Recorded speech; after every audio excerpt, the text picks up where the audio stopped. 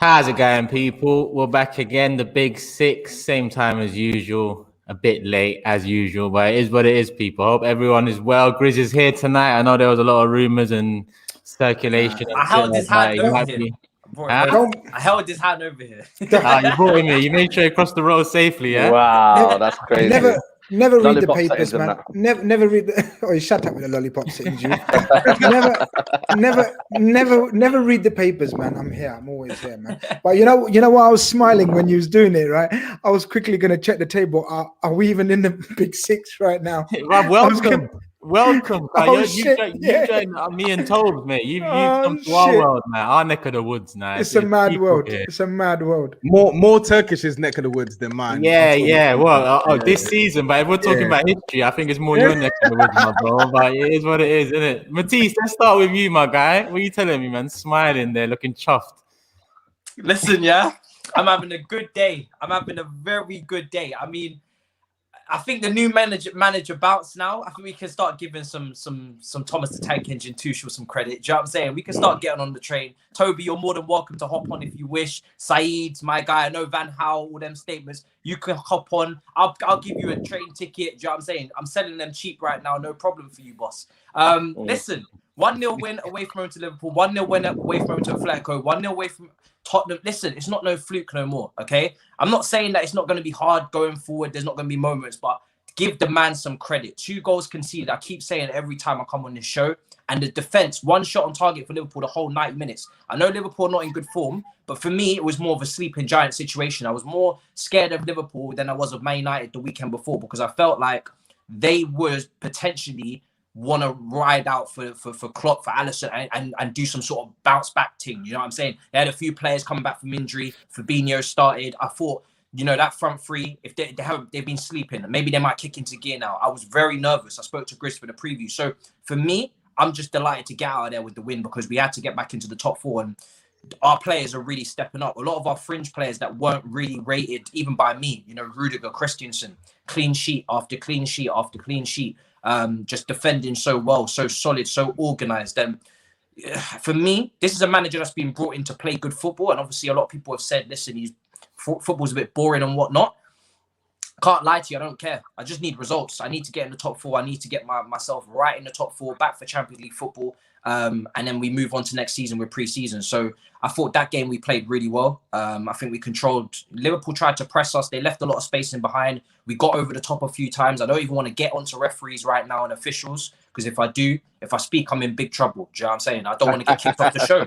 I don't want to get kicked off the show because that's what's going to happen if I have to speak about these refs. That VAR, you're talking about fingernails and hair follicles that are sticking out. It's ridiculous. I'm against VAR, by the way. I'm against it now. Bro, I'm fully out of VAR. I'm VAR out now. I don't even know if I want to blame the technology or I just want to blame the human beings working it because I don't understand how you can even make a decision like that. But even still, I was a bit surprised Liverpool didn't change up their game plan. They continued to stay with a high line, even though we kept going in behind all the time with the balls over the top. But I'm not going to complain. I was just, everybody on that team played well. I have to give big up to the whole team, to be honest. Yeah, VAR is a disgrace, but you win some, you lose some, innit, Tobes? Jeez. Hey. You're confused there for a second. When the same thing happened last year against Sheffield United, I didn't hear any man saying, it's a disgrace. I thought you meant the Man City one. Oh, no, you're talking about that one. Okay. Oh, okay. Okay. I hear that. I see. No, but I think it's more the people behind, man. VAR is meant to help the game, but the people behind it's all mad. But Matisse, what you said about Tuchel is true. 2 goals conceded, 10 games. What is it? 8 wins. He's got the same defensive record that Mourinho had. Yeah, 8 wins. He's that Mourinho had when he joined. So the way that he set us up defensively, I mean, we've been incredible, really incredible. And like I said, I was always impressed when he came in and started dealing with the media. But obviously, results are the main thing. That's what everybody looks for. And I think after that Liverpool win, now we have to give him his credits because I know Liverpool in bad form. Their home record is stinky right now. It's like a skunk is smelling. But I personally think that's a difficult game, even still to go to. I think Liverpool, Anfield, our record there is shocking. So I'm still very impressed. I still treat it as the old Liverpool and go there and I'm very delighted with the win. Let's go back to Tobes because Tobes is someone that we all know hates Chelsea. Is there any credit that you can throw over that side right now, Tobes? Because I can't lie to you. Tuchel is doing his thing early on. Yeah, no, I'll have to. I'm literally gonna have to go against my usual nature, and I'm gonna give them credit, man, because I goaded Matisse when I said you beat us when he was bragging about beating Spurs. I said, yeah, but we were terrible back then, no Harry Kane, etc., etc. But when you start nitpicking, I think that's when you start taking too much credit away from what he's done. I think the fact that he's been here almost, what is it, coming up to 2 months now, and he's not lost a game at Chelsea.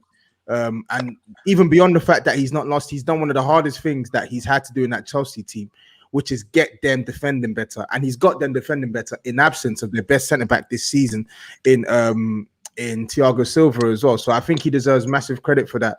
We looked at the fixture list that they had, Atletico Madrid, then Man United at home, and then Liverpool away. We said, yo, too cool. This is your baptism of fire. And whilst we can nitpick the opposition, i.e. Atletico Madrid not playing to their best levels, and Man United, no Pogba, etc., you have to put all that to the wayside. And because if Man United had beaten Chelsea, people would be saying, oh, first test Chelsea have had, they failed. If Liverpool had beaten Chelsea the other day, people would say, oh yeah, this is Tuchel's real test and he's failed. So I think you have to give a man credit. Chelsea hadn't won at Anfield since what, 2014?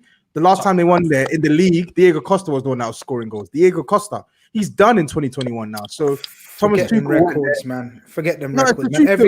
Every team, Burnley and shit, and Brighton ain't won it. No one's won there in centuries, and teams have won there, man. I get that, Grizz, but it's still a thing that they can speak on. Grizz, man. Lay off him, man. It's a thing that they can hold up high. And in all honesty, I'm actually a bit worried that Chelsea are actually gonna be a serious player in this race for top four, because in a world of inconsistency, especially going for that top four spot, they're doing what other teams aren't doing, which is actually getting some points on the board and not losing. Yeah, and big up the chat and big up everyone with the super chats coming in, because I see a couple, so let me just see if I can get through those. Zion says, big up the panel, man, like Mason Mount, you know. This guy's so underappreciated. Mad respect to you, Turkish. Steve, SAEED, Matisse, and GRIZZ. Top four now. We taking that number 2 spot this season off Ole Gunnar freestyle. So now if you're still clapping there, SAEED, but it does look. No, I wasn't clapping at that, mate. You know what I mean? I'm not clapping about anything Ole, but I think it's more than Mason Mount. I'm not gonna lie to you. I come on there, Matisse's stream about, when was that, Matisse, about early season? Yeah, and I was like, I don't know, Mason. There was a little bit of disrespect, but we forgive you. Yeah, but forgive me. You know, I mean, it's all about forgiving in this world, but and that's what it's all about, man. I think for me, Mason Mount, yeah, you know what, I like him, man. I like him. You know, he's a good player, good tiny player, good technical player. You know what I mean? Can adapt to any system. And you've got to give it to him, man. You know what I mean? A lot of people doubted him. I think today, Declan Rice again come out there today, said, yo, man, lay off him, man. He's doing his thing, man. And you got to give it to him, man. You just can't, for me, I don't know if you can hit on a player like that, man. Come from the youth academy.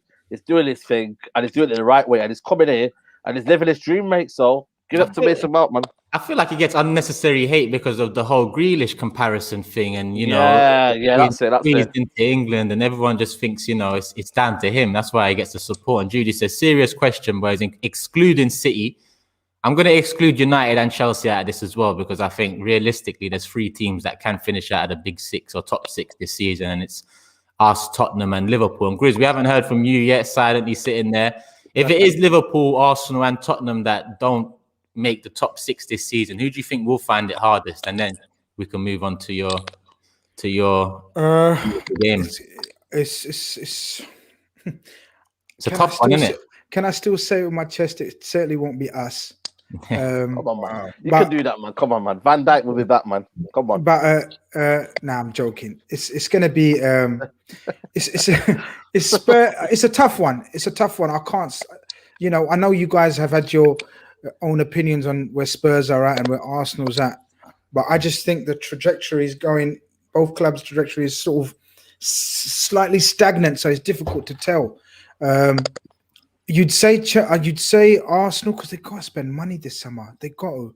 Do we know Spurs are going to spend money? You know, I think it's all about the transfer market this summer.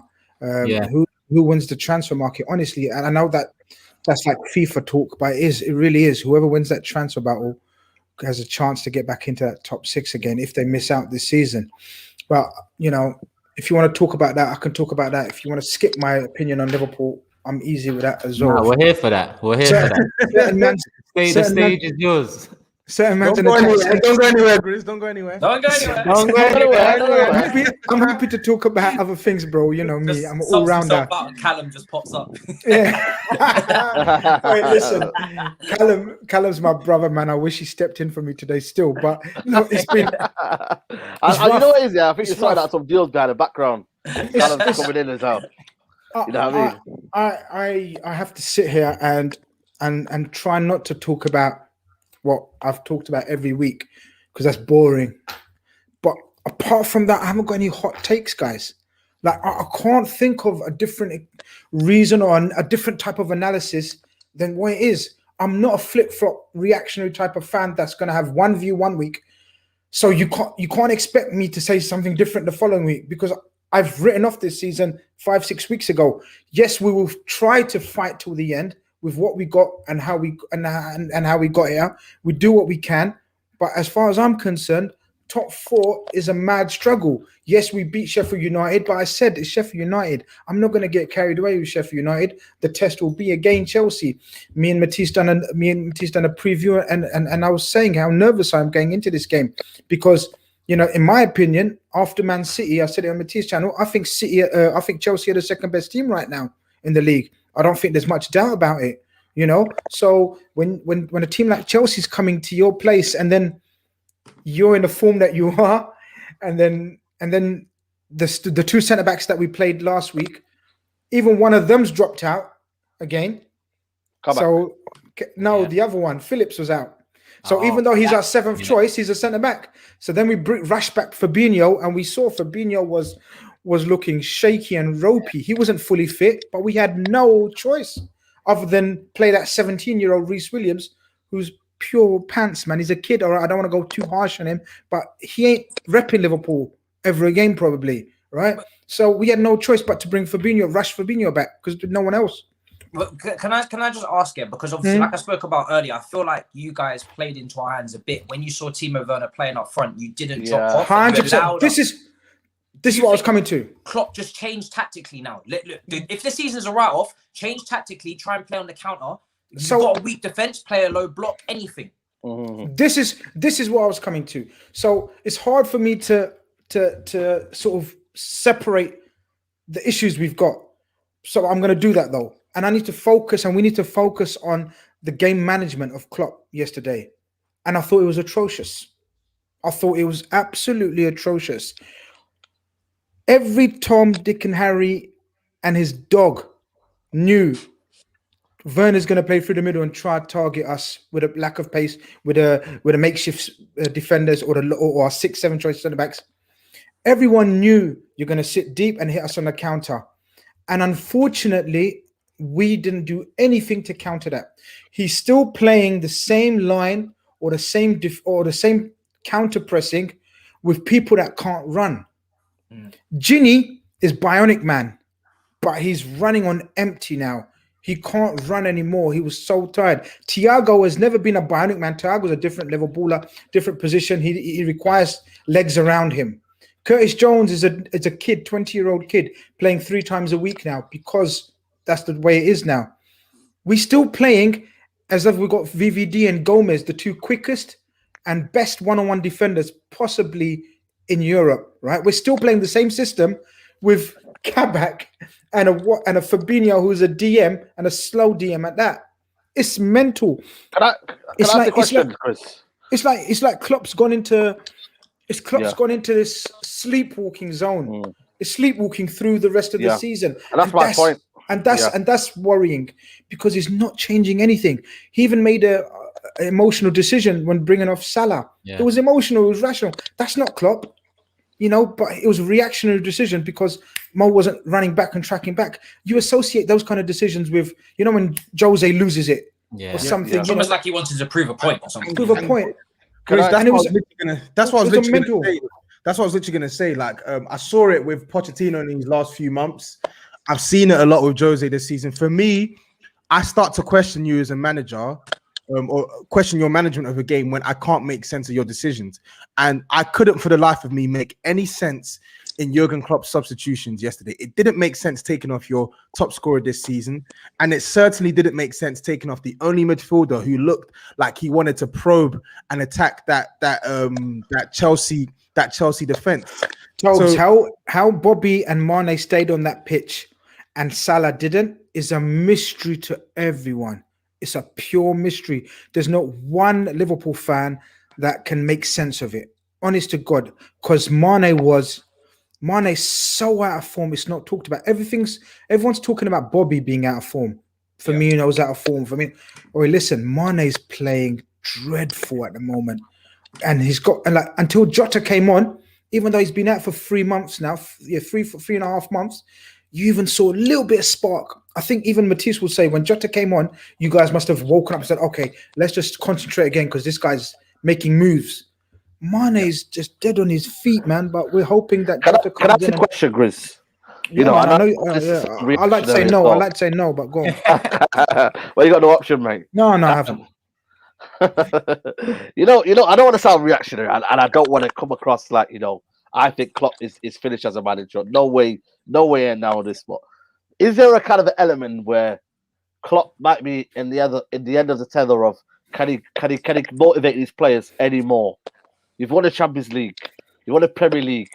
You know what I mean? If I was to put the question out to you right now, of for me, Klopp maybe stepping aside or saying to himself, I can't manage this team anymore. I've got what I've got of this team. Would you be happy to say, you know what? Let's get another mold manager and refreshing it up, refreshing the tactics up, refreshing everything up? Or are you just basing it down to injuries or what? Because I look at it and I think, I look at that game against Liverpool, Chelsea, right? I just see the lack of fight. I see the lack of hunger. For me, I didn't see the basic principles of what Liverpool were about in terms of the willingness to win the ball back, squeezing the ball up the pitch, Salah pressing from the front, Mane pressing. I just seen it for me very, very laboured. I think Thiago is a brilliant, brilliant player, but does he see what Liverpool are trying to do? I'm not sure. Wijnaldum, the shadow of a player he was. You know what I mean? I just don't know. I'm thinking for me, would it be a fair argument to say, freshen things up in the summer, maybe try and, I don't know, man. I'm just trying to put the question out to you there. Or are you saying, you're not having one of that? Nah, I'm not having none of that Man United, Arsenal reactionary talk about no, it's not reactionary though. I'm just saying, I'm just giving my opinion on what you said, yeah? So let me in it. So I'm saying I'm not having that talk. And no serious Liverpool fan will have that talk who's seen it all and been through it all. If this was happening in a normal season where we get the odd injury, that's part and parcel of football. Every team gets injuries. So what, man? Get on with it. Then you'd say, then that point, and I would take even more seriously because of his record near the end of his time at Dortmund, where the team did run out of ideas or legs, but Dortmund had to sell a lot of their players. So it's a different game where he was playing at Dortmund. The fact that he's doing what he's done for us, he's got so much credit in the bank, it's unreal. There's no questions about Klopp in my mind. Where I will question him, and I have questioned him on my channel as well, and people know I do, because it's not just totally blind faith, right? Some people is, but for me it's not. Where I do question him and compare him to the likes of Ferguson, right, is Ferguson rebuilt that team 2-3 times over. Yep. The litmus test for Klopp is, can he rebuild this team? Because there's absolutely no doubt it needs refreshing at the minimum, rebuilding at the max. So when I say refreshing, 3 first-team players, but the problem, the Klopp conundrum is FSG. He needs backing from his owners. There's only so much magic he can do with the likes of a Phillips and a Kabak at his disposal, and a young 19-year-old that's having to play every time in midfield, and no rotation of front three because of squad's thing.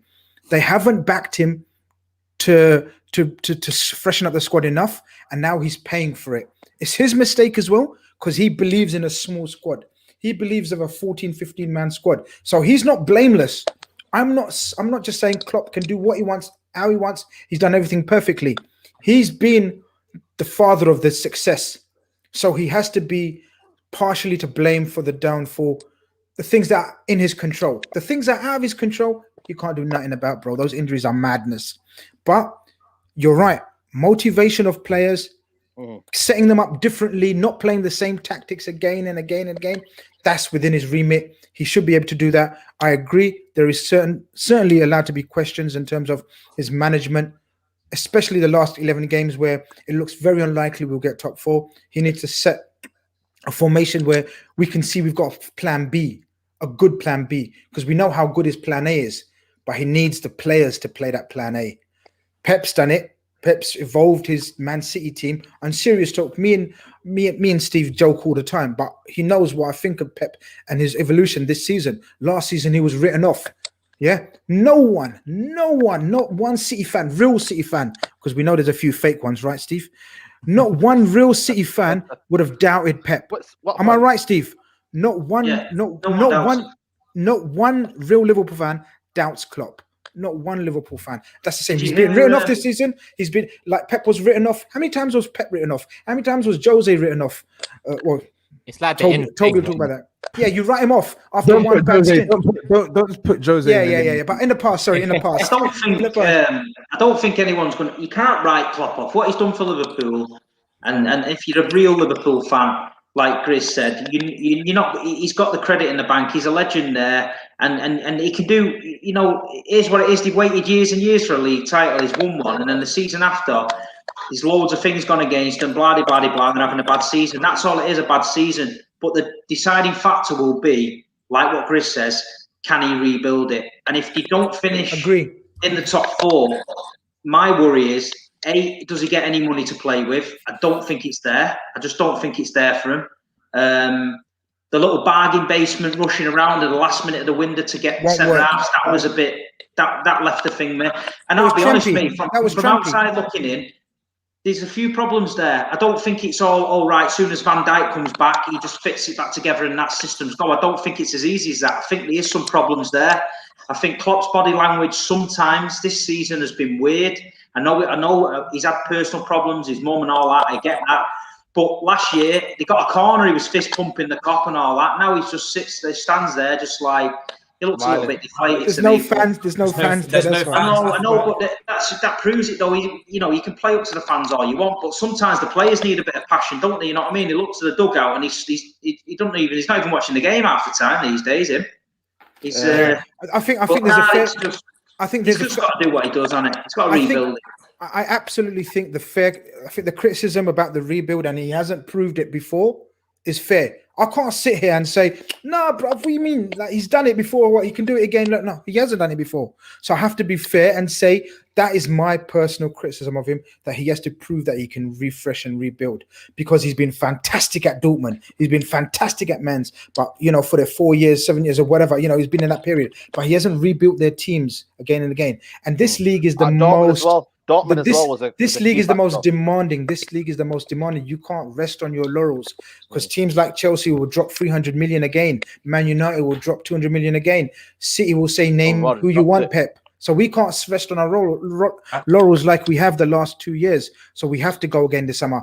I know for a fact there's money at Liverpool, and 100%, I'm pretty convinced we'll flex our muscle in the transfer market. But it's not like I'm going to be jumping hoops for FSG, because they didn't fuck all for the last 4 windows, and that's why we're in a position. Apart from the injuries, with the squad we've got left with, we are where we are. I think as well, the difference is now as well, just to add, is that the competition for top 4, if you look at the gap between Manchester United all the way down to, like, I don't know, Everton or Aston Villa, it's not a lot of points. I think, West Ham have got a game in hand, Everton have got a game in hand. If they win their games in hand, we even come out of the top 4 immediately. So the gap is only like 4 or 5 points if teams win their game in hand between like 7 teams. And on top of that, when Klopp built his team the first time, was there the competition was always quite high since he's been there, but this is another level. And you look at Everton with money, you look at Leicester under Brendan Rodgers, very well coached, and they've had a lot of injuries this season. If they have their players fit, what can they sustain a top 4 challenge if potentially they drop out? Chelsea, we've spoken about as well. Other teams, Tottenham, we never know what's going to happen with their managerial situation. It only takes one sacking at Arsenal and Tottenham, and suddenly they could have that manager bounce as well that we've spoken about with Chelsea previously. So I think he's built a team from the beginning, but obviously he hasn't done it, actually flipped a team. But the difference is, and I spoke about it earlier, you had Coutinho, you had Sterling, you had Suarez, you sold big assets and rejuvenate the whole squad. Right now, who is your big asset that you can sell? 29-year-old, 28-year-old forwards in Firmino, Mane and Salah. I don't think they command the same type of money in a pandemic-struck window that you're upcoming here, that you're going to see where people are going to be penny pinching again, probably for the second summer in a row. So the cash injection has to come from FSG. It's not going to come from the squad. This is where they redeem themselves, you see. And I said it on your channel a few minutes ago or an hour ago, or whatever, that because they've been so, let's be real, tight with their money in the last 3-4 windows, now is a time for them to take advantage of this pandemic, where clubs do need money, and we should have money in reserve now to go out when other clubs haven't got the reserves to fight. We should have that, because they are brilliant businessmen. Let's not get it twisted. FSG are some of the baddest businessmen out there, but there's a difference between being businessmen but right for your club in terms from a sporting project. And now they need to concentrate on the sporting side. They've smashed the commercial side, but now they need to show us that they're really, really vested in this team. And I firmly believe they are, and they will show it. If they don't, it's the wrong fan base to fuck about with. It's not. We ain't no Arsenal fan base that gonna sit there, bro. That's true. I'm not gonna lie to you. I know it's a swipe, but it's true as well, because Liverpool fans do stick together and fight the good cause. You've seen it before, so I'm sure they'll do it again. It's just that when you got owners that want to dig their heels and have seen the profit lines go up without having to do much, it's very difficult to. They've done the bare minimum every time, and this is their time to do the maximum. And if they don't, then hell will break loose. So it's make or break. We've got a couple of super chats here as well. I want to ask Steve as well. Let's just get through a couple of them. Hit the like button, people. Get it up to 1,000. Get the like button, people. Micah said earlier that Tuchel is class. Look how he's already improved Christensen and Hudson-Odoi. This summer, with the right recruitment, they could threaten Pep and Klopp. And Zion's here pretty much with a similar comment saying, can't wait to see Liverpool, Arsenal, Spurs back on Thursday nights. Bro, back on. We haven't even left Thursday nights to say back yet. Man, you might not stood out there, man. You might not even be on Thursday nights anymore next season. Who knows, bro? Question for you all. Can Chelsea mount a challenge next season? Yeah, no pun intended. The war chest is there, man. The war chest is there. We get our signings. I thought your signings was already got this summer gone, or will it be Liverpool again? Steve? This is the thing is with Chelsea fans, as I get that we might need 1 or 2 additions in certain areas, maybe a DM and a potent striker. But let's not forget how many new players we have this season that haven't actually played well, even under Tuchel. Kai Havertz yet to do anything yet. Pulisic has been here for the second season, yet to do anything this season. Ziyech the same, glimpses, but not enough. Timo Werner hasn't kicked into stride. So really, I'm looking at Tuchel, player development-wise, what can you do with these guys that we've already purchased?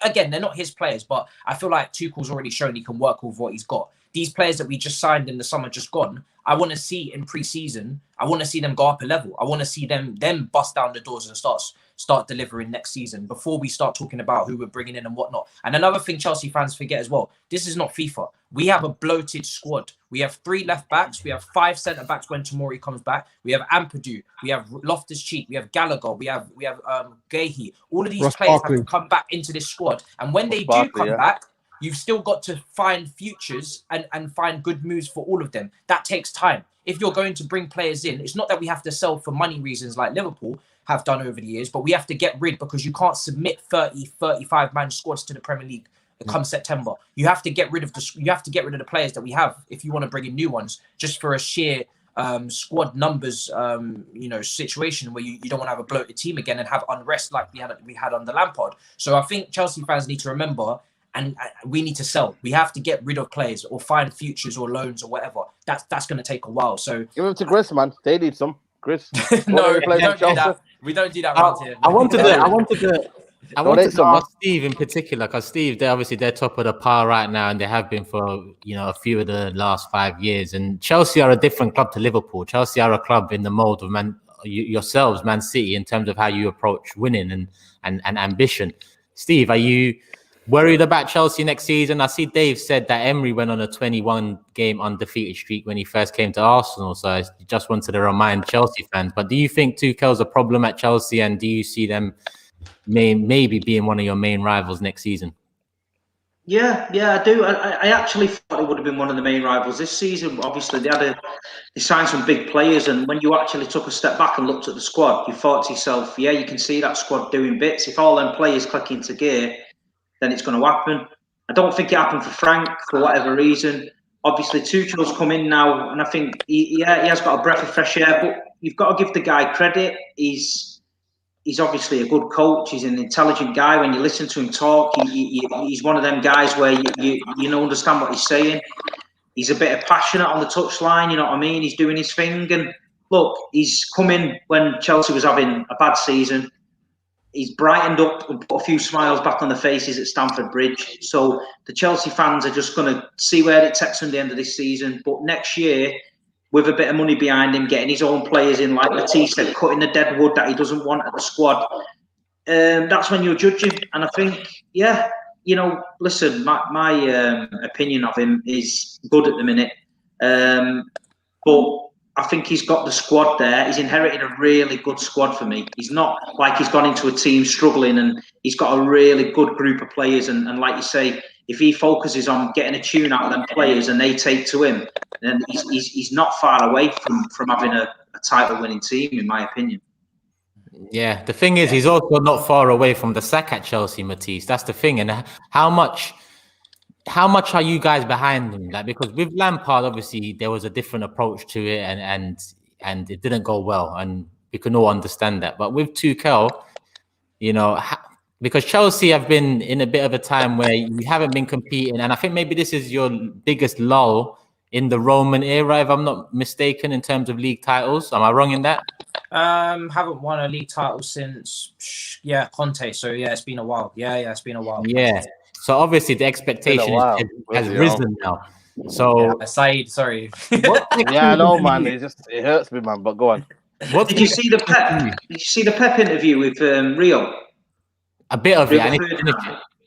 He had an interview with Pep, and if you listen to that interview, and Pep, and the way he talked about City, and the way he said the owners and the sporting directors, the way they back him, it was unbelievable, because he said, like, there's no pressure on him. He said if he gets beat or he goes on a run of results, they're not banging on his door asking him why. They're just coming in there and saying, right, okay, we lost, so what do we need to do to improve it? And he said the pressure from other clubs that he's been at, and for them allowing him to do his job and allowing him to change things, is what's making him tick. And he said it about Man City this season when he changed. He said after the West Brom game, he just sat his coaching staff down and he said, I don't like the team. They said, what do you mean? He went, I just don't like the way we're playing. I don't like the rhythm. It's not us. We need to change it. And he told the owners that, and they said, right, get on with it, do what you're doing. And it sounded to me like even if we'd have lost 2, 3, 4 games on the bounce, he still would have kept his job. And that's the difference in some of these clubs. Like your Tuchel the other day was talking about that 18-month contracts and stuff. And you can tell it's a factor on his mind. It's there. You know, you're not secure if you've got an 18-month contract, in my opinion. I disagree. And that's how I just think other managers work. The way you've got to back your manager. You've got to show him. I understand Roman don't want to be throwing millions of compo about if it don't work. So I get why he's done the contract. But from a manager's point of view, I think managers work better when they have a little bit of, a little bit of confidence that they know that the owner, if they do drop a bollock, they might get 2 or 3 games to put it right instead of dropping 2 bollocks and getting sacked. Do you know what I mean? Yeah, I think just the way I think it's a bit different, Man City and Chelsea, because Chelsea have been used to success under like sacking. So it's very difficult for Chelsea to then say, right, we're gonna give you a 5-year deal, because really a 5-year deal at Chelsea don't mean anything anyway. You can still get sacked. Yeah. So even if you get the 18 months, I think Tuchel said it when he spoke to Rio as well. He said he thought about it as a lack of backing. Don't you rate me? These kind of things. But then he thought to himself, he's like, well, what difference does it make? Because if I don't do well, I'm going to get sacked, and if I do well, I'm going to get a new contract. So it doesn't really make a massive difference to him. I think just in terms of Chelsea, I don't know how highly the board rate him, because I know he wasn't first choice. Obviously, Poch was. then Nagelsmann, but he wouldn't come mid-season. I think Tuchel was probably third on the list. But Chelsea fans are right behind him because for me, I said it before, I think he's the best blend of managers that we've, the last three managers, Lampard, Sarri, and then Conte. I think he's the best blend of the three. You talk about passion on the touchline, that's very much Conte. The way that he's able to set up a team defensively, that's very much Conte as well. Sarri had quite a good defensive record as well, as do a lot of Italian managers as well. Obviously, tactically over there, they're just a level above when it comes to the defense. We've seen that with Tomori improving at AC Milan. But we're trying to play, good football. I know Saeed's a bit bored, but we're trying. It's coming. I'm not bored. I'm just, I just feel like for me, I seen it under Van Gaal, but now give credit to him. He has got better players, so it's not my kind of style of football. But you know what? It's good, man. It's good what you guys. He was close to a bold Matisse in a United. Trust me, man. I was there, man. I was ready. But Tuchel, the thing is, almost happy to concede that goal. Don't let Liverpool fans say that. Tuchel's teams have always played good football, though. So I think the good football it's an expectation. It's going to come at Chelsea. You watch his sides at Dortmund and PSG. You know that this guy. He's good at coaching players and he's good at coaching a positive front-footed brand of football. So for me personally, as far as the football is concerned, as a Chelsea fan, if I was a Chelsea fan, I'd have no worries about that because that 1,000% is going to come. It's going to come. Yeah. So I think just on Steve's point with the manager as well, I think giving Tuchel an 18-month deal, it's one of them ones. Chelsea didn't plan to do that. Chelsea's plan was to hopefully have Frank Lampard turn it around. So to bring in a manager mid-season and give him a 5-year deal, that's a bit optimistic considering this was a manager who you never even had in the back of your mind before a ball was kicked at the start of the season. So you have to walk before you run. And I feel like an 18-month contract gives Tuchel enough time to implement his own ideas. It gives him a window to get in his own players, and it gives the Chelsea board ample time to see whether he's up for the challenge, and if he is, no doubt they will extend that contract. Yeah, and back to you, Matisse. We might as well get predictions for the Chelsea Everton game too. A big one. Ancelotti to show another test. Come on, Ancelotti. Massive game, yeah. Everton is another team that worry me as per usual. I'm worried whenever you come up against big teams in this league or top 6 teams because our top 6 record before Tuchel came in was very sketchy. So I've got PTSD on that. I think I'll probably go with a 2-0 win. I think the clean sheet's there. Again, I think a little bit of revenge on Everton when we played them and Richarlison made a muck of us. Last time at Goodison, we lost that game. So I'm going to go 2-0, but I'm still nervous. You know what I'm saying? Even in the good form, I'm still nervous because, it's these fixtures are not easy and anybody can beat anybody. So I'm ready for the first defeat because when it comes, I know it's going to be painful, but it has to come, isn't it? We're not going to be unbeaten forever. So hopefully we can just get through this one. Yeah, it's a good one. I can't lie. Coming up against Ancelotti, who most of these young managers probably looked up to once upon a time, it's a good test. TOBS, prediction. I'm going for a draw. I think Ancelotti's shown enough this season that he can get a result against the bigger sides. And I feel like Everton, they're keeping a couple clean sheets recently as well. And I feel like they look a lot more stable than they were a couple weeks ago when they played us. I'm going for a draw. I think it's going to end 1-1. TOBS going with a 1-1. GRIZZ. I'm changing up my tactics. You say that every week, Chris. You say that every week, man.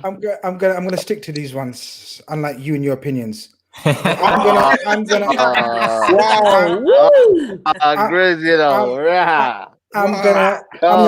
gonna start predicting what I want. Because I've been predicting, like pessimistic, going against my heart and my head. So I think it's going to be a draw. I want a draw. So I'm going to go with 1-1. Okay, 1-1. Did you say 1-1 as well? Yeah. Oh, well, I'll stick with it still. 1-1. Yeah.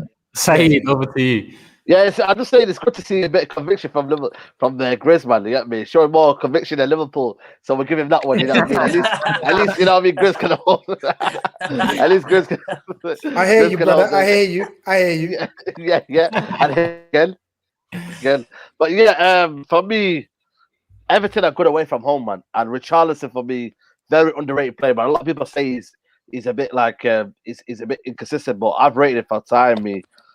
it's going to cause them problems. But I just don't know, man. I think Chelsea, man, they're going to plug away, man. I think they're going to plug away. I think they've got the ball running. You know, I'm going to go with 1-0 Chelsea. I think it's going to be a tight game, but Giroud will probably get the winner. Tight 1-0. Steve? I think Chelsea will win that 2-1. Yeah, I'm going with 2-1 as well. That was what I put down. So I think it'll be a tight one, but I think they Tuchel should pull it out. It'd be interesting because if Everton win that one, we might be talking about Everton next week the same way we've been talking about Chelsea today.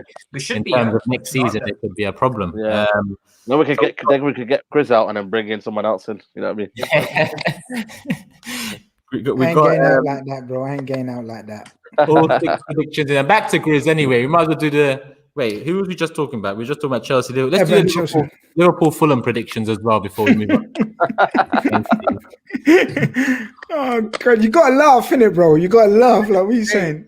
Another L to the list, or Fulham are playing some tasty football, man. Even Spurs would say like they play some tasty football against most of the teams they've been playing really well. Fuck's sake, man. Come on, man. We got to win this one, man. I'm going 2-1 Liverpool, man. 2-1. Who's home? Yeah, Liverpool at home, yeah. Yeah. Liverpool home. What do you think, Saeed? That's the problem. No, man. I don't know, man. I see Jonathan Madger, man. You know what I mean? Going in, doing them little higher runs. Sorry? Josh. Yeah, Josh Madger. Yeah, my bad. Josh Madger. Listen, man, I rate Fulham highly, man. And Toby will probably vouch for him, but they had a very good game, man, against Tottenham. And I think they, for me, got a little bit unlucky with the result. But you know what? It wouldn't surprise me, this one, Liverpool will surely win, won't they? I'm going to go You're doing this on purpose, aren't you? No. I don't want to get GRIZZ. I don't want more therapy for GRIZZ, but I think it'll be 2-0 Liverpool. 2-0. Just about 2-0. And I'm in a scrapey 2-0. You know what I'm... 2-0. Yeah, exactly. Yeah. But for me, 2-0 Liverpool. 2-0, 2-1 from GRIZZ. Steve? Yeah, I had the same as Saeed. I just think Liverpool 2-0. They've got to beat Fulham. I know the results are terrible at the minute, but come on, man. If they don't beat Fulham, might as well just wrap it up, innit? I'm ready to wrap it up, Steve. I'm ready to wrap it up, man. Please. Wrap it up, man. I'm going to go with a 3-1 Liverpool because I see Fulham causing problems and Kabak's injured as well. More problems in defence. I feel like. Yeah. By the way, both our new centre backs are injured. You know the ones we bought in January? They're both injured. It's mad. It's mad. Yeah. 100%. They're both injured. It's mad. That's why I think Lookman as well and Madger, I think they're going to cause problems. So I'm going 3-1 because I think Jota coming back's a big thing. And I think Salah being taken off. Jota. I think Salah's the type of player that he'd want to go out there and make sure people don't, forget his name to this extent. Matisse, what's your prediction? I think that's a joke, that there's 2 new centre backs. It's mad. It's not even funny. It's not even funny anymore. It's just becoming a bit of a joke. Must be the rain, isn't it? Yeah, when it rains, it pours. You know what I'm saying? I'm tempted to go for a draw, but I'm just like, I need points on the table. Go for it, man. Surely Liverpool can't drop points here, guys. You had the best week this week. Yeah, man. Let yourself down, man. Let yourself down a little. You know what I mean? Just enjoy yourself this week. It's because I'm catching up to Saeed. He's trying to tempt me. You know what? Yeah, I'm gonna actually go for a 2-2 because I don't know who you're playing in defense, but with them, don't ask me, bro. Like, you know what I mean? What? I don't even know myself. Like, and GRIZZ what Origi? I put Origi there, man. I don't know. Origi for the height. Do you know what I mean? So you're going 2-2, Matisse, yeah? Yeah, it's bun it. Let's just go 2-2. If I'm gonna gamble, I'll do it on this one. My heart won't be able to take that shit, man. 2-2, Fulham. After them 4 defeats. Yeah. What are you saying, High energy Liverpool as well. You know what? I'm so inclined to go for a draw because I genuinely think Fulham will really give Liverpool a test, but there's got to be a Liverpool reaction, surely.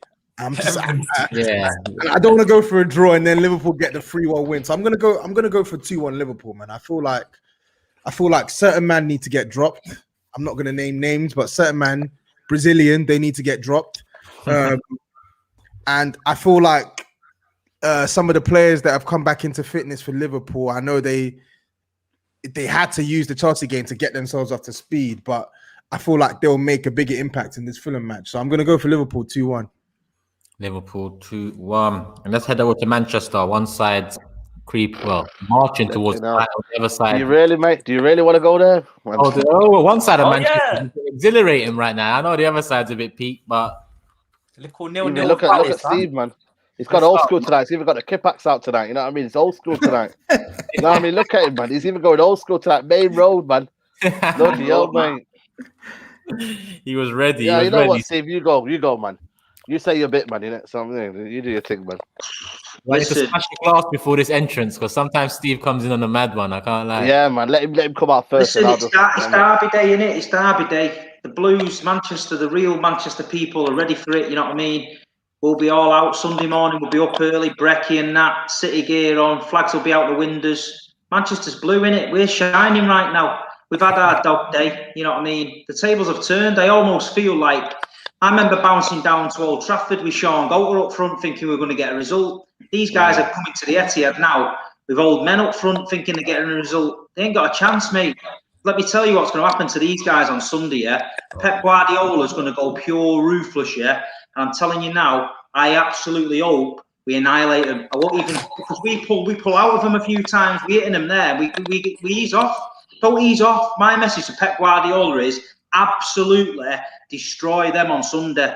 The shit they have spouted over the years and all the crap and banners they've hung up at the stadium, on Sunday, shove it all down the throat and send them back to Stretford where they belong. Because Manchester is blue, with 6 wins away from the title. Yeah, and you better get used to it, innit? seventh league over there. How can I top that, man? Yeah, over to you. You've got to do a preview with me tomorrow at 8 o'clock, so you know it's going to get worse. Man City. Yeah. Is it 8 o'clock tomorrow? I need to tune into that 100%. And Adams is saying before you post, SAEED, United fans, I'm going to keep this short and sweet. We're going to get violated by City, just like the guy fighting Stylebender Adesanya tomorrow. SAEED, you agree? Well, I don't know, man. He knows it's coming. Look at his face.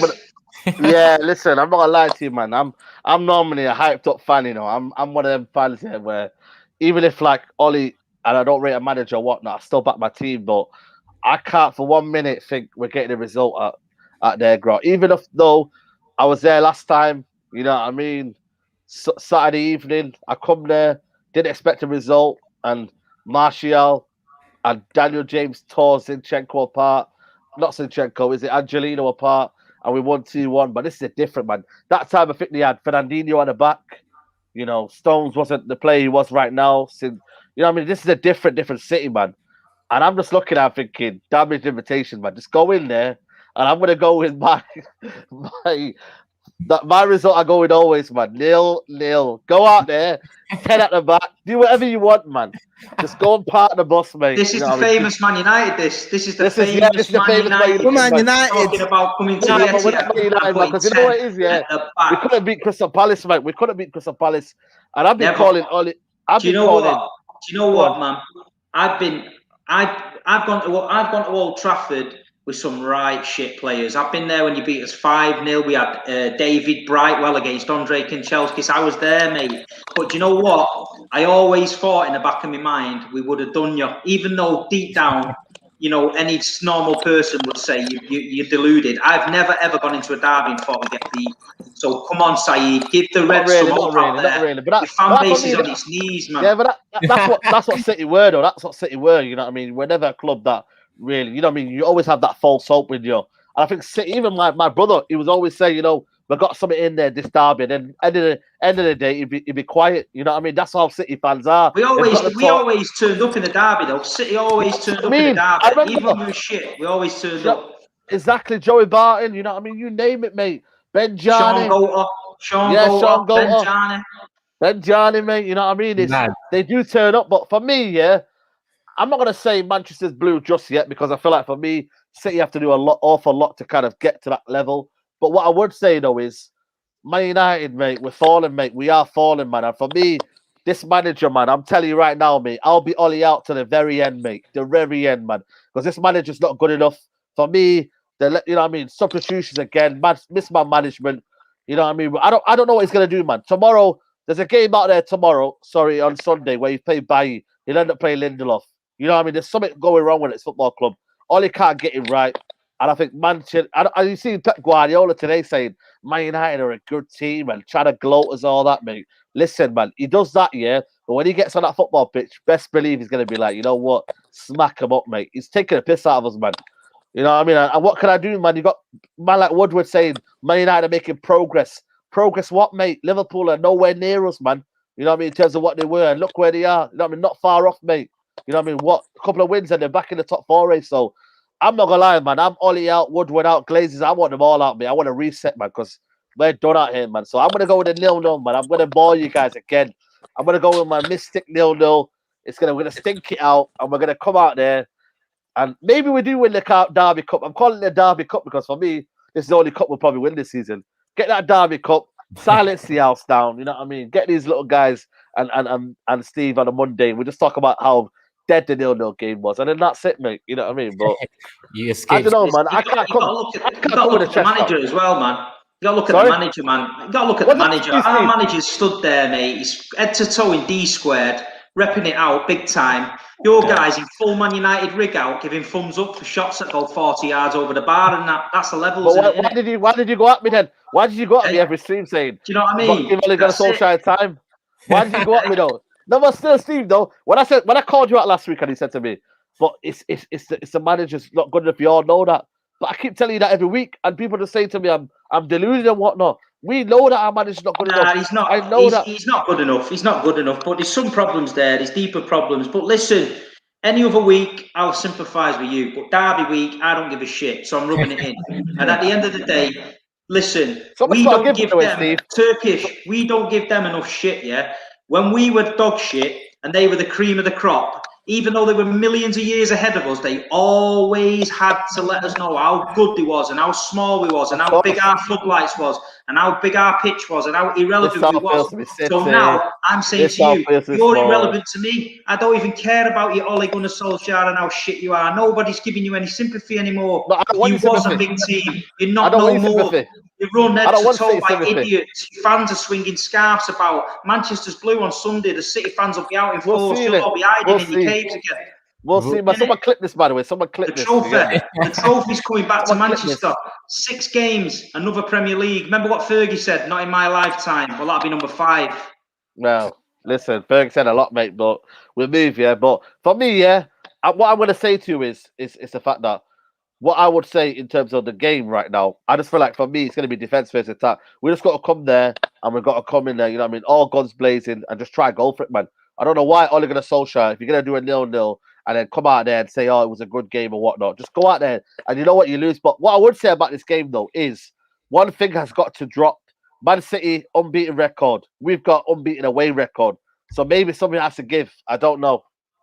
You know, but we'll see. Big up the chat as well. Boogeyman says United's going to Pep's church on Sunday. Reality check, and that seems to be the common theme for it. Make sure you guys hit the like button, people. Get it up to 1,000 likes real quick.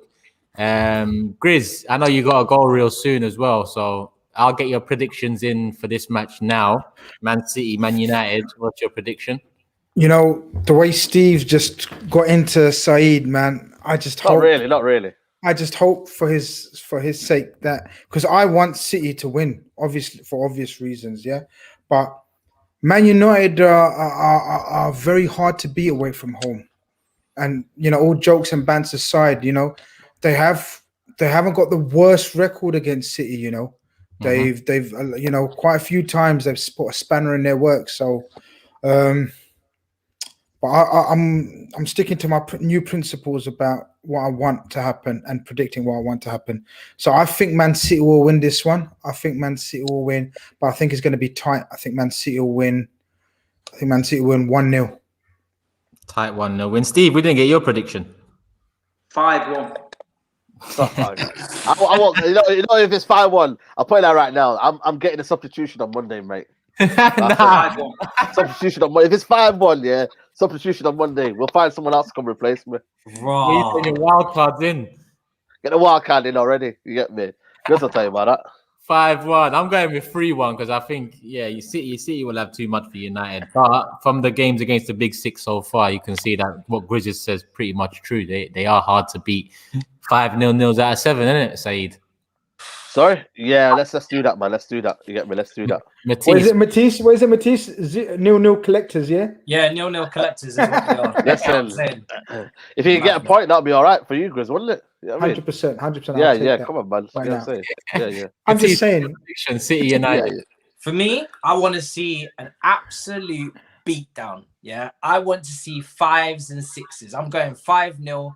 No more this 0-0 crap from Ollie. I want him exposed for the fraud that he is in these big fixtures, setting up for this low block crap, sucking the soul out of the beautiful game. Do you know what I'm saying? Sucking the soul out of the beautiful. I need a beatdown. So that's what I want. Steve, Manchester's blue flags flying high. Let's get it done. Let's get it done. Do you know what I'm saying? We can have both cities blue if you want. Do you know what I mean? The big cities in the UK. Sounds Let's get it done. Do you know what I'm saying? Don't let him say that, Toby. Let's Come on. get it done. What are you saying?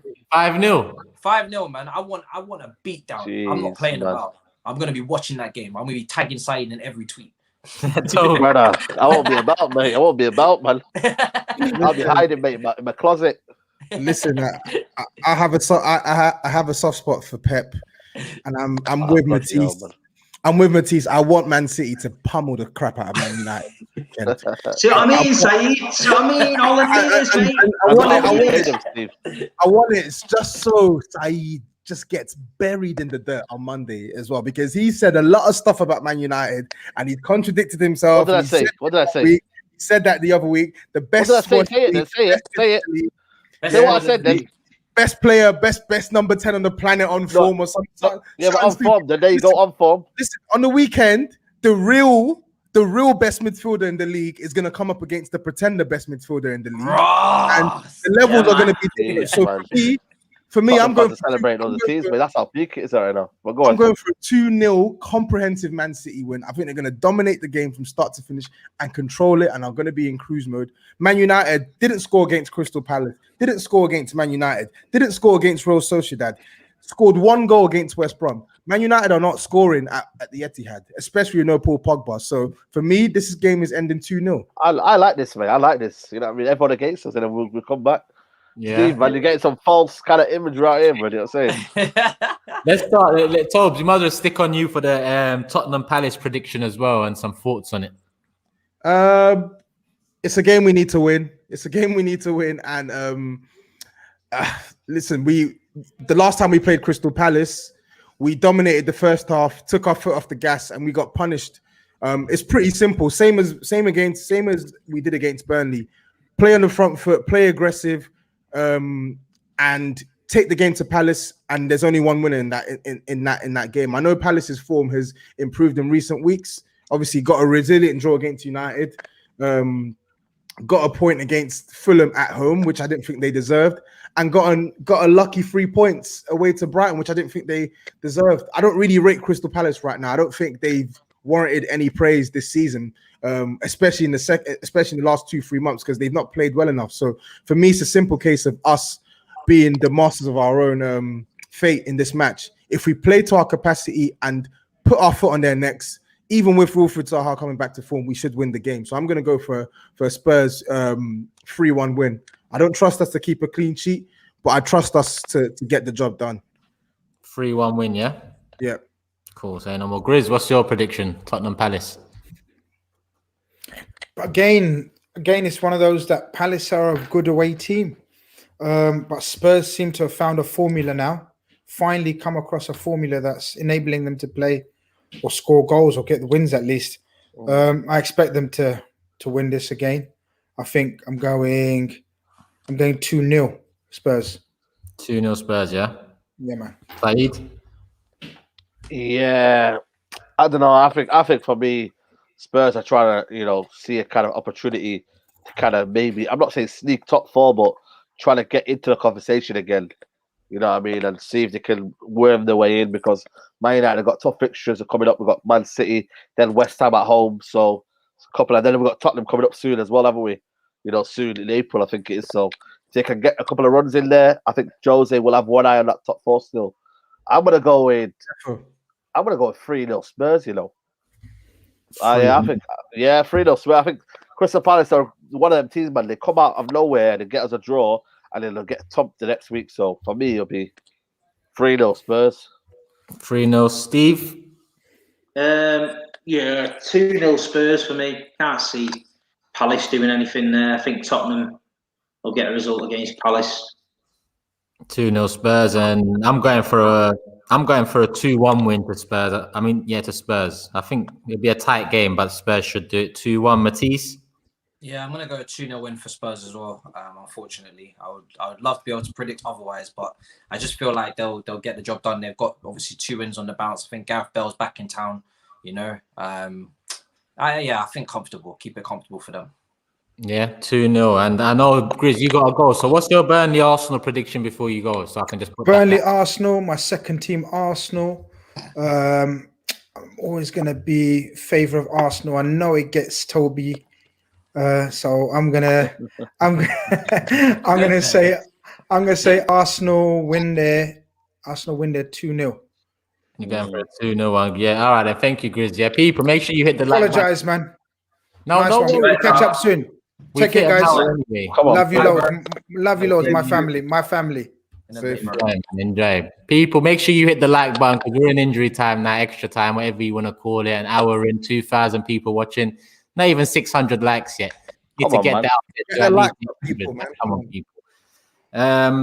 So yeah, Burnley Arsenal. I can't lie to you. Yeah, Arteta came out with some interesting comments this week that has perked my ears up because he said something about this summer we need an unprecedented transfer window. He said this summer the amount of transactions Arsenal need to make will show where we was as a club, and I think that's music to my ears because that's exactly what we need.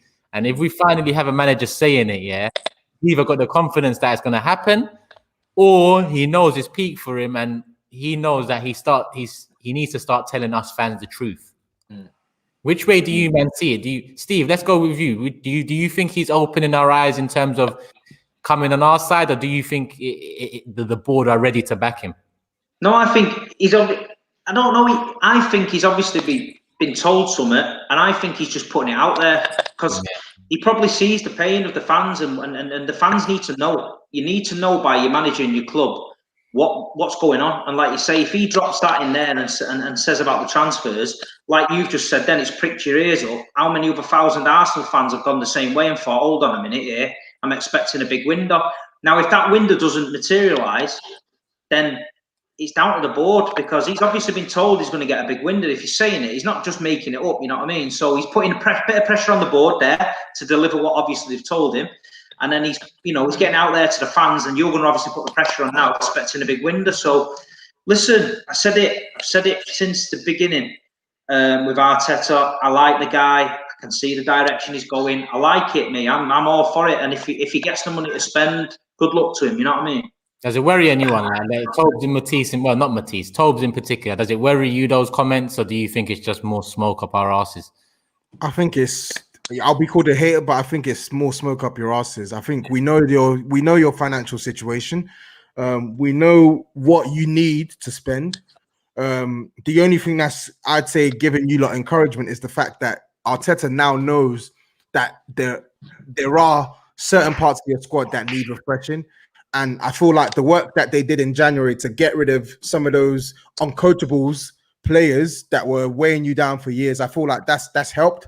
So whilst I don't think we're going to see this madness of a window from Arsenal, I think we're going to see something. I think we're going to see players come in, players like possibly Saliba reintegrated into the team, and some stalwarts in recent years like Granit Xhaka, like Bellerin, etc. I think there might be some movement in this summer because I think the biggest acknowledgement for me is the fact that he knows something needs to change. But my only reservation on that is whether Arsenal have the capacity to spend the money necessary to do that. Because I'm looking at CM, you need a CM, a right back, left back, another wide man, in my opinion, possibly another number 10 because Odegaard is on loan as well. And then listen, and you still need to get rid of some more players as well. So it's a lot of work to do in one summer. So I'd rather watch and see what happens rather than speculate and think that Arsenal have this war chest. Yeah, I'm just glad we got someone saying it how it is on our side finally. Do you know what I mean? Absolutely. Every summer there's too much to do at Arsenal. Sorry, go on.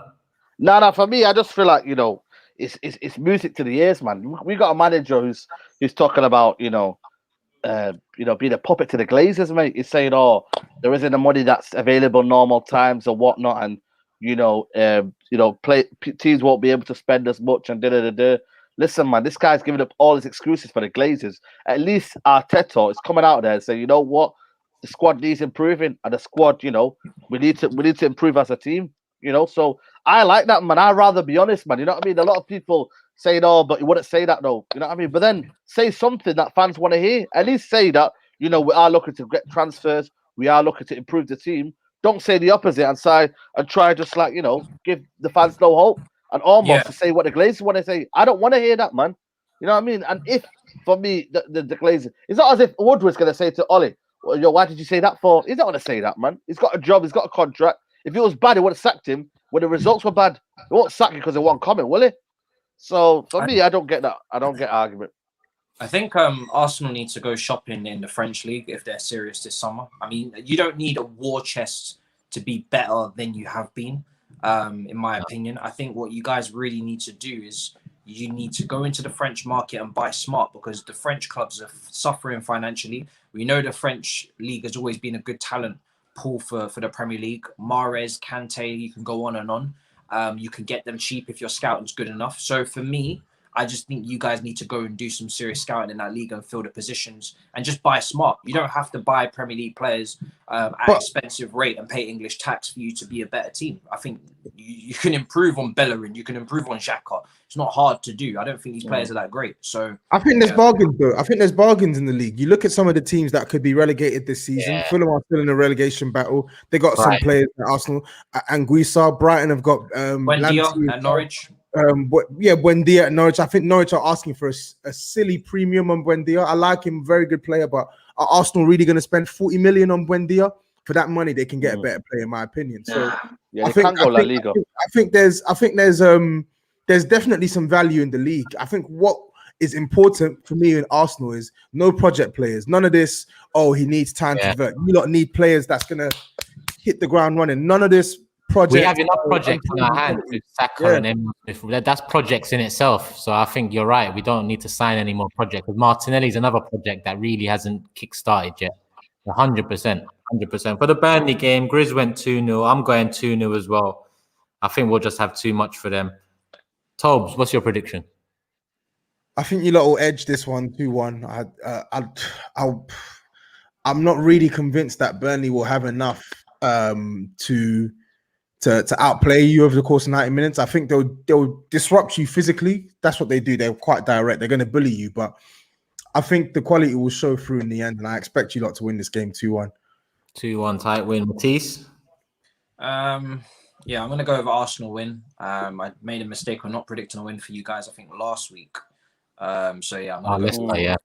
Yeah, no one was expecting you to do that. That was a madness. So, yeah, I'm going to go over an Arsenal win. I'll say 2-0. Another 2-0 on the book. Saeed? I think for me, I think I've been going good at Arsenal lately and I've been getting a couple of good results. So, yeah, let's stick with Arsenal. I'm going to go with 3-1 Arsenal. 3-1, yeah? Yeah. Say no more. Steve? I think 2-1 Arsenal.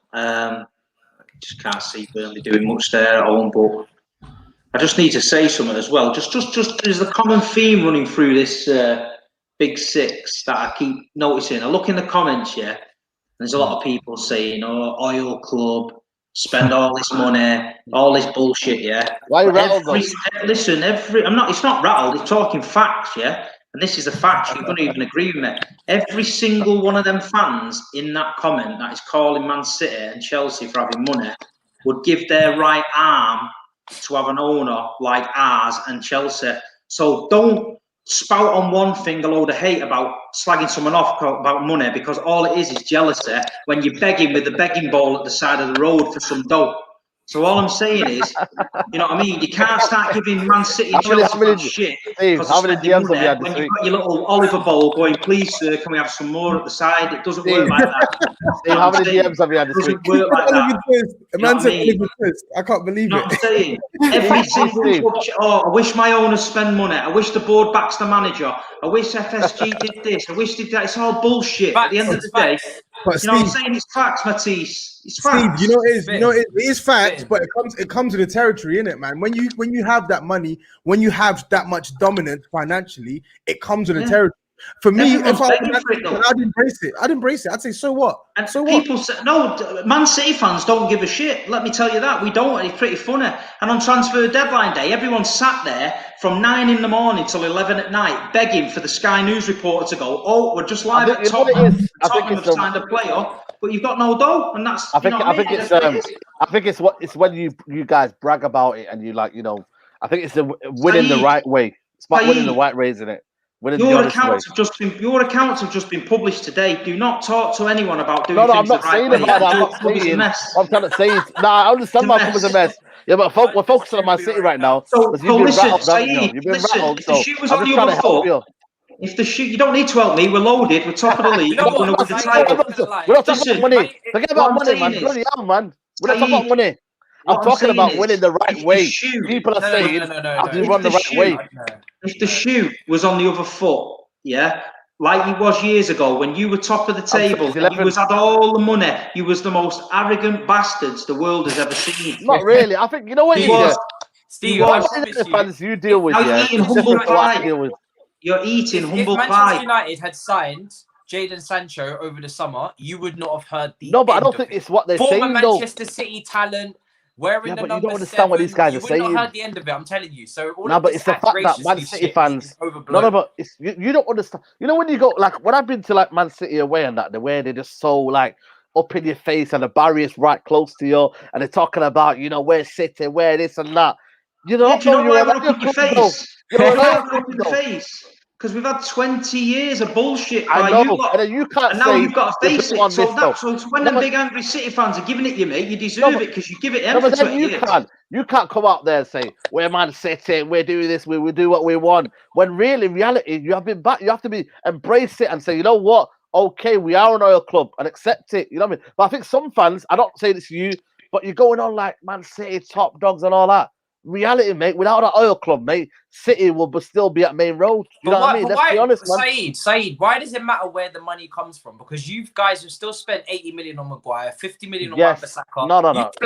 You've the one that was offering Sanchez. Yeah, but you don't understand that no one else in the world. Even Man City didn't want to go. Even Man City didn't want to go level on wages with you guys for Alexis Sanchez, and you've done that time and time again. So why does it matter? I understand that. Does it matter where the money comes from? What if you get? No, it doesn't matter. It doesn't matter. You guys' tree. Yeah, listen, I agree with you, Matisse, there. But I'm trying to say it comes from the actual, when City were getting the owners and, the 2008, where they come from, man. They were playing. Who were you playing in that game against Middlesbrough? The 8-1. 8-1, yeah, I was there, mate. Yeah, Son and all this and the Kevin Ball, Kevin guy. You know what I mean? Like, it's when they come from that and an instant success. Fans will always have that against you, mate, because at the end of the day, he's jealous. He's jealous. How can it be instant success? You're jealous. You're jealous. No, not really. I'm not really jealous because I still believe. Of course, you're jealous. A football club. No, I'm not jealous. I'm not jealous. You woke up. You grew up in a household of Man City fans. Yeah, you choose the easy route out and supported Man United because they were winning everything. Yeah. No. Less than that. Less than that. No. This guy's talking nonsense. Yeah. I could have easily. You thought I'm not getting bullied. I'm not getting bullied in the schoolyard. One at a time. No, hold on. I could have easily been a City fan. You know what? I could have got easily a free season ticket, free merchandise. No, hold on. Because I could have got easily a free season ticket, a free merchandise, free kit every week, everything, mate. You name it, mate. It was there on a plate for me. I didn't choose that life. I could have easily chose that life, mate, but I didn't. I grew up, I grew up watching Man United Football Club, and my first game was Wayne Rooney, 2004. My first game, Wayne Rooney, 2004 hat trick. That was my first game. So you can't tell me, mate. All this nonsense about you grew up with this. Wayne Rooney, 2004. Was that your first game? That's my first game. Do you know how old I was there, though? No wonder you're upset. No wonder Man United's ruining your life. I was about 11. You got to put it in context, though. When was your what first was you doing for 11 years? You weren't in a football then, no? No, not really, because obviously you have to find tickets and whatnot. Where was you when you were 11? No. Me? We was probably 11. What was I? So I was Oldham fan. I was probably at Oldham watching City. Yeah, there you go. Then you know what I mean. So in it. I'm not playing hopscotch with my mates on the street like into You know what football. you gotta do is compose yourself, yeah, and stop replying to this. I'm composed. I'm composed. I'm just making a point. Have you noticed about Steve? Yeah. Hold on. You know what I like about you, Steve? Yeah. You know what I like about you, Steve? Yeah. You always say, "Oh, I'm not bothered. I'm not bothered," but every single week you mention these people. No, because I'm sticking up for my fan base. I'm sticking up for my fan base because people like you, people like you and your mates talk absolute nonsense on YouTube. No, hold on, yeah? Steve. Hold on. That's exactly why I'm sticking up for the City fan base, isn't it? Hold on. You said you know who you are. You know who you are. We're City. We don't need to worry. But every week you keep going on about these guys. So maybe you're the one that's insecure. How can I be insecure? I'm top of the league by 14 points. Yeah, What are you talking about? What are you talking about? What are you talking about? I'm not talking about the league. I'm talking about just in general, the way you've done it. Yeah. So tell me one bad thing about Man City at the minute that I'm insecure about. Tell me one. That's not the argument, mate. That's not the argument. Maybe you're going into, listen, you're going into public meltdowns every week on watch-alongs because your manager's shit. Yeah, you're trying to spud people and it's not going your way. Question now. You're talking going away from the question. Free selectors. We're going away from the question. You know what I mean? Spud me cheese. No, you know how we know it's now. We're not even going back to what we're talking about. No, go back to the topic. Go back to the topic, though. Go back to the topic, though. What we're saying, yeah, is we're going about the insecurities of yourself. Of have you done it the right way? Are you not an oil club? I feel like Man City fans are insecure about themselves. That's all it is. We've done it the same as everybody else. Nobody won the league without spending any money. So we've done it the same as everybody else. Well, Martin Edwards came in at Man United. Nobody else could afford the players. You were buying Roy Keane, Andy Cole, Rio Ferdinand, all them boys for big money. But it was all right then because it's the Man United way. Think about it. We were built on like TV revenue. We had the TV revenue. We're built on our income, though. Everything's done on our income, though. Man City. Where did it start? Hold on. When you have, wake up one morning with income because you didn't win the league before 1992. Your TV revenue. You know your TV revenue and our TV revenue. Man United will always have a bigger TV revenue. Man City. What do you get for having a bigger TV revenue? I'm saying, man, we're not focus on the point. What I'm trying to say to you is, in terms of what you guys are doing, it may be the wrong way. Is you're not basing it on your own revenue. That's why you keep getting caught with all these FFP and all this nonsense, mate. You're not doing it. You're getting that money from nowhere. What are you talking about? We've never been caught. Investigated, though. Obviously, you're paying money off to. Do you know what I mean? You've got lawyers and that. 11 lawyers to go. You know what I mean? Man City, FA, and that. Was we found guilty? No. No, but you paid them off, though. You paid them off. We paid them off. Now, who are you, the FBI? Fucking LA, it's a detective. You better watch him. You're not wearing a wire. UK, wearing a wire. FBI in America. Are you wearing a wire? Let me just educate Steve. Let me just educate Steve. FBI. Is he away for grass? Is he away for grassing? Don't tell this guy shit, man. I don't know where this conversation's gone off. I don't know how this started. I rattle him again. You get me? Steve just flips sometimes. It is what it is. We love it. Undercover, you wait for snitch. This is as soon as City go down, mate, I'll be there. I'm not coming on your show tomorrow unless you get patted down because I'm not getting recorded. Yeah.